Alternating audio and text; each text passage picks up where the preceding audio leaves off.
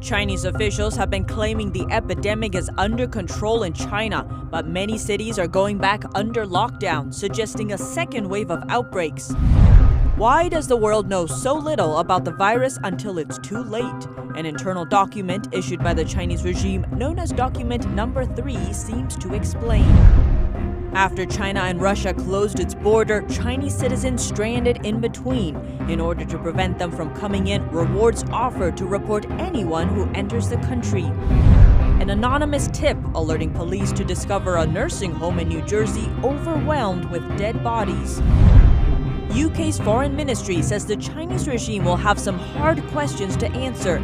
This as Beijing comes under growing scrutiny over its handling of the virus outbreak.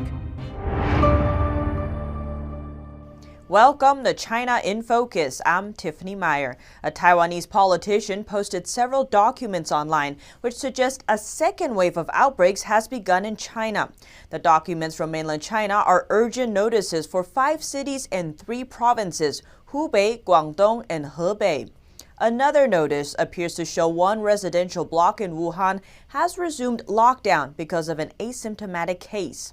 Authorities in another city in Hubei province have begun checking people's temperatures again after an asymptomatic case was confirmed. An urgent notice from a company in Guangdong says the virus is spreading again in its city and the situation is serious. It tells all employees to return to the company dorm and stay there. These are in addition to lockdowns in 2 districts in a city in Hebei province, which we reported on previously. Yesterday, we showed you the video of people waiting outside a hospital in Harbin City. A new video shows a residential block in the same city being sealed off with iron poles. The person taking the video says it's locked down again. In this video, a lady telling residents her residential block is now locked down. The on-screen text says, "There are no suspected cases in my residential block here in Harbin. I don't know why it's locked down again. This is really too hard for us." In the last 5 days alone, at least 9 businesses caught on fire in China. On the night of April 15th, a factory in Zhejiang province and a market in Hunan province caught fire. On April 14th, an auto parts factory in Jiangsu province, a food company in Hebei province, and a ceramic factory in Guangdong province. On April 12th, a chicken farm in Liaoning province, a warehouse in Hebei province, and a financial building in Guangdong province all caught on fire. On April 11th, a machinery company in Zhejiang province. Many businesses have been hit hard by the CCP virus. One netizen proposed 2 reasons for the fires. Either the businesses can't survive and the business owner wants to claim insurance, or as authorities urge companies to go back to work, since many of them have no customer orders, they just pretend they are working by turning on electric devices like kettles. The devices then malfunction and start the fires. This video shows the frustration felt by a factory owner in Guangdong. He's smashing his own machines. Canadian officials are calling for sanctions on Chinese officials involved in covering up the epidemic. Former Attorney General Erin Kotler criticized the regime for concealing the early stages of the epidemic and preventing countries around the world from preparing. And he's not alone. His supporters say the Canadian government could impose travel bans and freeze assets of human rights abusers under the Magnitsky Law. Document number 3. Many see it as one of the major reasons the world has been caught so off guard by the CCP virus. Now, for the first time, the entire copy of the Chinese regime's internal document is exposed to the public. The CCP virus, also known as the coronavirus, is a never-before-seen threat. That's why it's so critical for scientists and health experts around the globe to have access to information about it. It's especially needed to develop test kits, treatments, and vaccines, which save lives. But since the start of the outbreak, that data has been scarce. The outbreak has now developed into a global pandemic and has killed over 100,000 people outside of China. The outbreak was developing in China for months before it seriously hit other countries. So why was the data so limited? One document issued by the Chinese regime appears to explain. This version was obtained by Taiwanese media The Journalist, or Xing Xingwen, on Wednesday. A portion of the document was also quoted in a bombshell report by Chinese media Caixin, as well as by a website run by the local government of a Chinese province. But no one really knows what it looks like. Its content reveals why the world knew so little about the virus until it was too late. The document was sent to local health officials on January 3rd. It ordered that, quote, those institutions or individuals who have already obtained the biological samples of the virus from relevant medical and health institutions should immediately destroy the samples or send them to a depository designated by the state. The document also demanded that without permission, no one should offer biological samples or relevant information about the samples to any institution or individuals. Lastly, it required that during the outbreak control period, no institutions or individuals should publish any information about pathogen testing or any lab results related to the virus. Relevant research papers or results need to be approved by government agencies before being published. How much information about the virus could survive these orders? That's why, despite obtaining the virus genome sequence as early as December 27th, no labs in China shared it with the world until 15 days later, on January 11th. According to Chinese media outlet Beijing News, a Shanghai lab ordered the virus sequence on January 5th. They reported the results to China's National Health Commission and recommended relevant prevention and control measures be taken in public places. One of the facility's experts later told the media that the findings were being taken very seriously. They described the whole process as heart-shaking and soul-stirring. China's higher-ups didn't get back to them, nor did they implement any measures. The Shanghai lab could do nothing but share the sequence on overseas virology websites on January 11th. But when Chinese authorities said no virus information was to be published, they meant it. The next day, on January 12th, authorities shut down the lab. The lab submitted an application 4 times for permission to reopen, but never heard back. It's unclear how well the Chinese regime understood the danger the virus presented when they issued document number 3 to ban the spread of information. Both before and after January 20th, when China admitted that there was human-to-human transmission, the regime told state media repeatedly that the virus was preventable and controllable. As of Wednesday, over 2 million people outside of China have contracted the virus. Over 100,000 have died. A new hotline set up by the Chinese regime is rewarding citizens for reporting anyone, including Chinese citizens, who cross over the closed border with Russia and into China. NTD Xu Wenrong has more. As the situation inside Heilongjiang province worsened, the Chinese regime last week temporarily closed that province's border with Russia. One Chinese lawyer says it's a way for the regime to shift blame. They have a basic method of shifting the blame to others.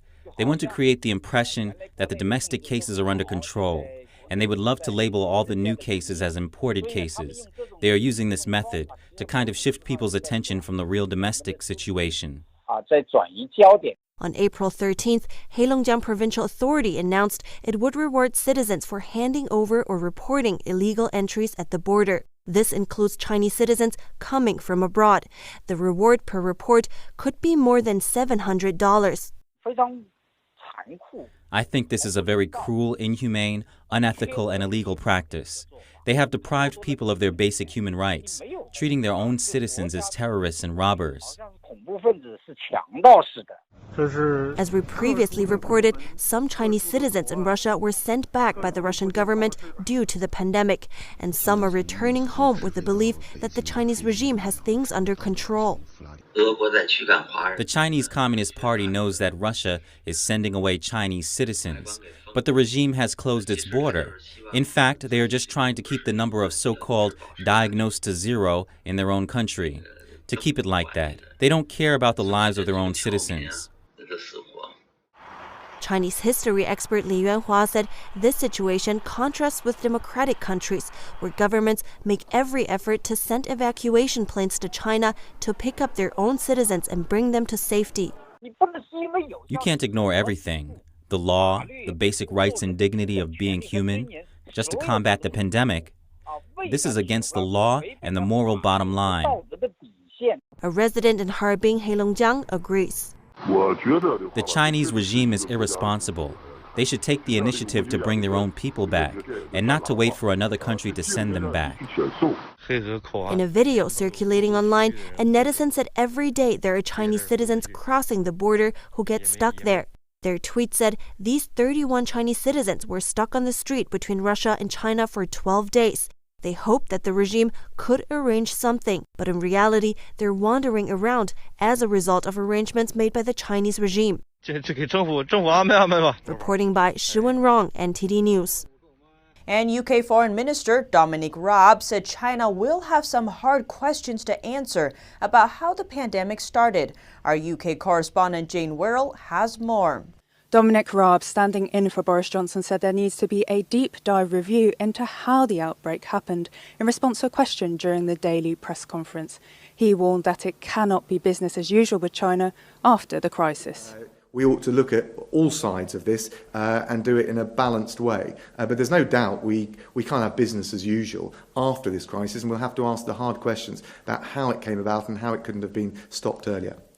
He said the UK would very carefully look into how the outbreak happened and what could be done to prevent it happening in the future. He said the country would be working closely with its international partners, including the WHO.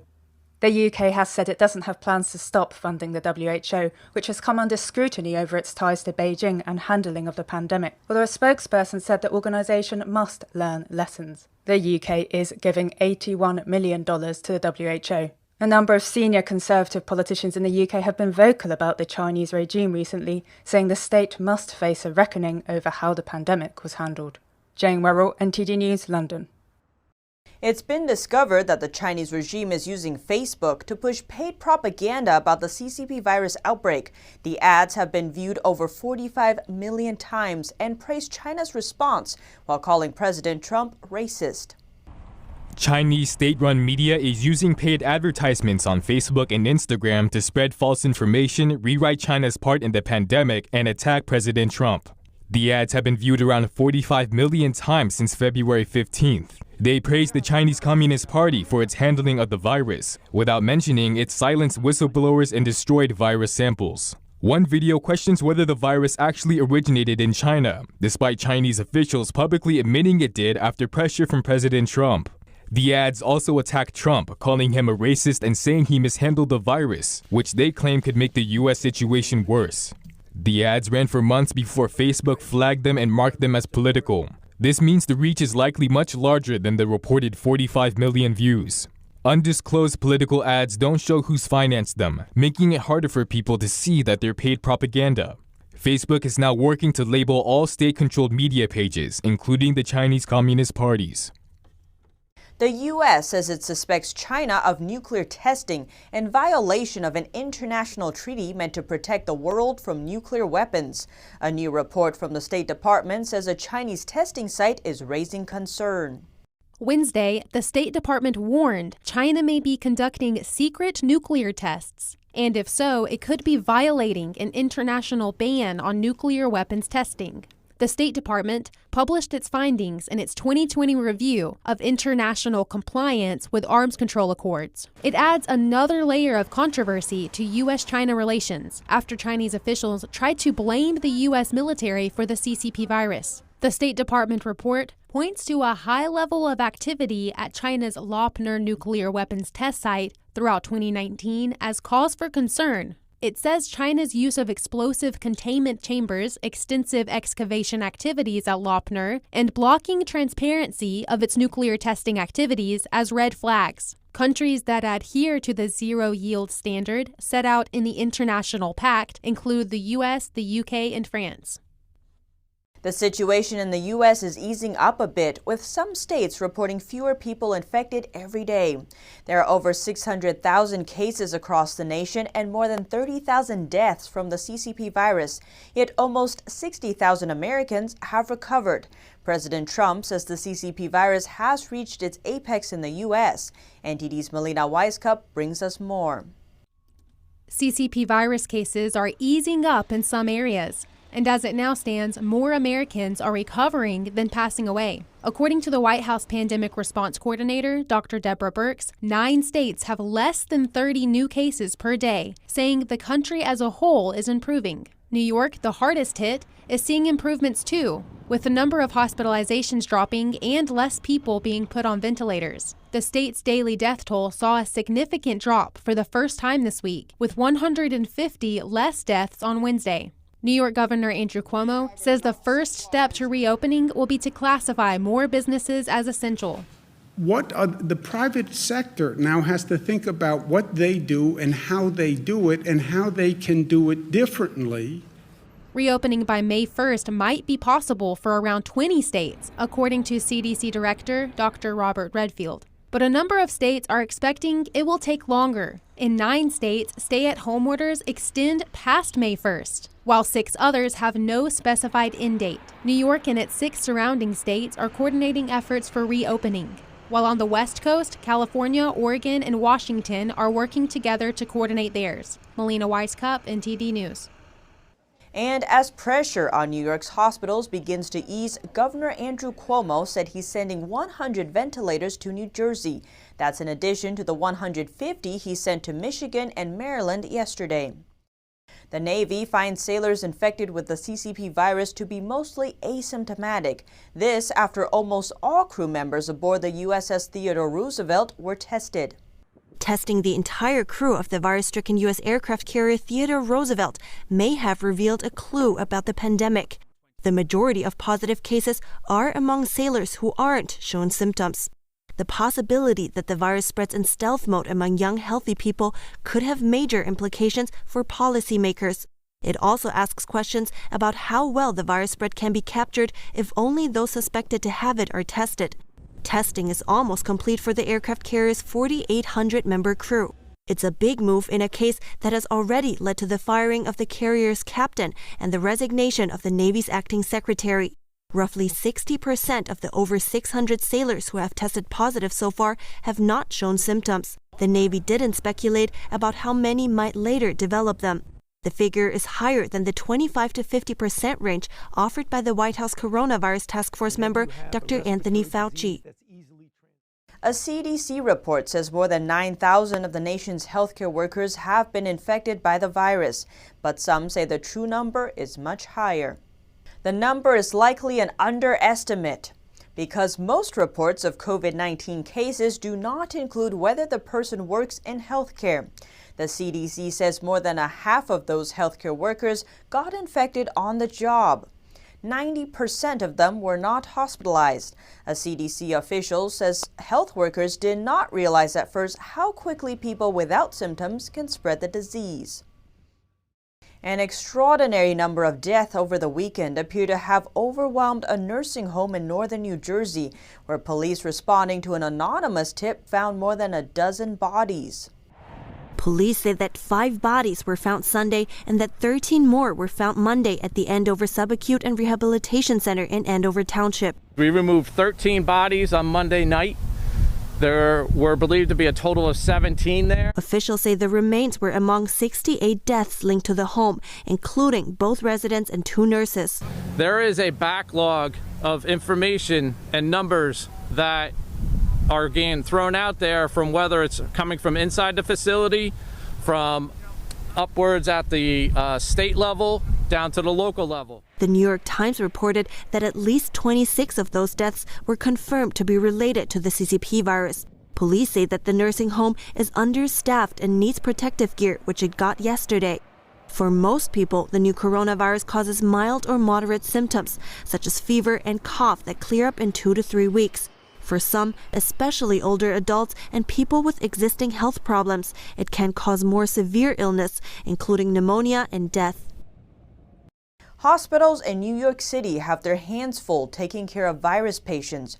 One hospital in Manhattan is adjusting its policies to allow some comfort for patients and their families. As the number of infections climbs in New York City, doctors at Mount Sinai Beth Israel Hospital in Manhattan face a staggering challenge. But amid the tragedy, a measure of comfort for patients and their families. Until recently, if you had the virus, you wouldn't be able to see any visitors. Doctors' orders. but that rule has since been reversed. We decided to change it for patients where they're very near the end of life because we wanted to give family members the opportunity to be with their patients. He added the hospital is doing everything it can to minimize hardship for patients and their loved ones. I think that that's one of the most tragic pieces of this disease is because it's so contagious that people do end up just dying alone. But among the suffering, he said there's hope in all the medical staff coming from other states and hospitals wanting to help. And the virus crisis gripping New York City, a nonprofit is helping to ease the burden on the city's emergency rooms.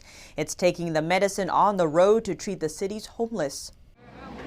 Project Renewal's medical van makes its way around the city to deal with any medical needs. The van stops at shelters and soup kitchens 2 to 3 times a day.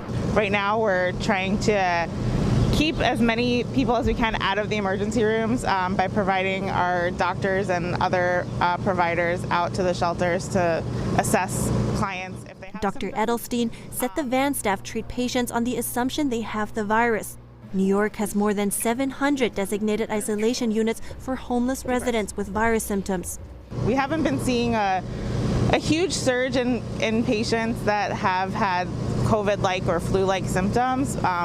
We have had a lot that do, but mostly we're still trying to deliver primary care services to those that need it. The city was tracking some 400 homeless residents among those who tested positive for the virus, and 27 more have died. And in a business roundup, the Fund for Small Business Support Loans is maxed out. Over 1 million loans totaling $349 billion have been approved to help companies keep employees on payroll. The government's Paycheck Protection Program has hit its $349 billion limit and is out of money. 1.6 million forgivable loans have been approved to help small businesses through the crisis. More money is expected to pour into the program, but the details are still being finalized. Investment bank Morgan Stanley's first quarter profit dropped 30%. The company's CEO, recovering from the CCP virus himself, says the stress on the global economy is real and will take time to recover.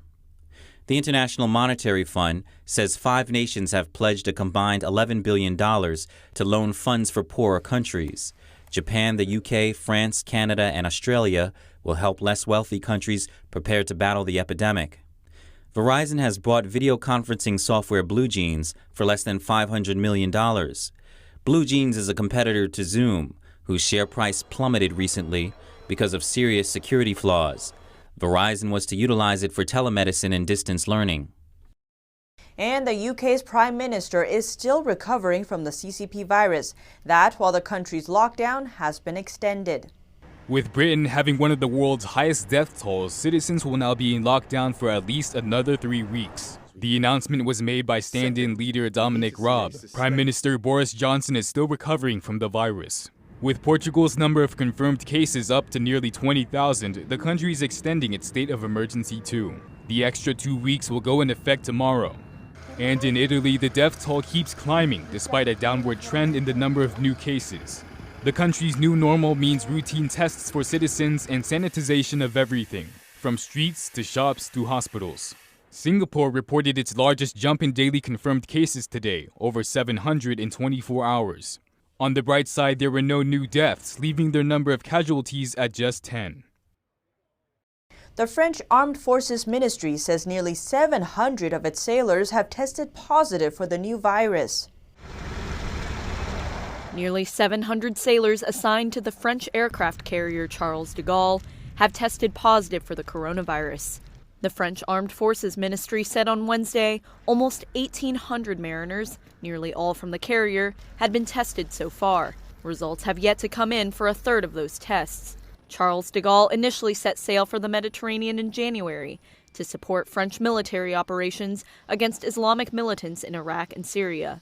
The carrier had most recently been taking part in exercises with Northern European navies in the Baltic Sea. It arrived home in France 2 weeks earlier than expected, after around 40 crew members showed signs of COVID-19 symptoms. Sick crew members were placed under strict observation on board the nuclear power carrier, and a team ready to carry out the first coronavirus tests was airlifted to the vessel. Crew from the Charles de Gaulle and the frigate Chevalier Paul are now in confinement within their naval base. Charles de Gaulle's warplane and helicopter pilots are also in quarantine. The Armed Forces Ministry said the Navy chief has ordered an investigation into the outbreak. Contact tracing has been used for decades to control the spread of infectious diseases. But what is it exactly? What is contact tracing, and how can it help stop the spread of infectious diseases? The basic idea is simple. Track down infected people, then find everyone who has been near them and encourage those people to stay home until it's clear they are not sick. Large portions of the world's population are currently on lockdown, but it's when restrictions are lifted that contact tracing is likely to become even more important. Doctors say that once people return to school and work, each infected person could easily come into contact with 1,000 others. But contact tracing requires extensive testing, with a need for hundreds of thousands of health investigators to carry out the tests in the US alone. Technology could hugely improve efficiency. Apple and Google say they are collaborating on apps that can identify people who have crossed paths with a contagious patient and alert them. That does raise some privacy concerns, though. Such a database could be a hacker's goldmine and be prone to governmental abuse. Apple and Google said that apps seeking to use its tools would need to be voluntary, but unless they are widely used, they won't achieve their purpose. We are starting off with President Trump's message to truckers today. He called them heroes for trucking during these hard times. And people across the country are also showing their appreciation. NTD's Miguel Moreno has more on that. You wouldn't switch jobs with anybody, would you, huh? On Thursday, President Trump recognized those who deliver the oh-so-important supplies that hospitals and grocery stores need.